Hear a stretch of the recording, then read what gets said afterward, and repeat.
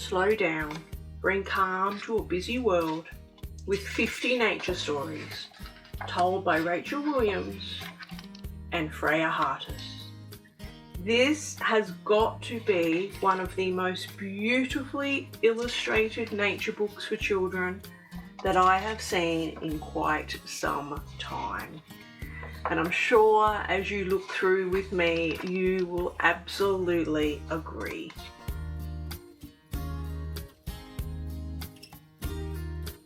With 50 entries showcasing some of the amazing wonders of nature, with absolutely captivating illustrations, this book, I think, is a must-have addition to your home library.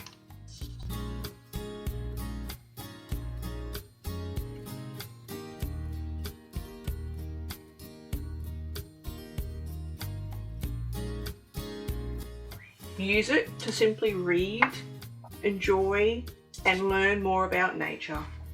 Or you could even build an entire year or two's learning about our natural world with this amazing book as your guide.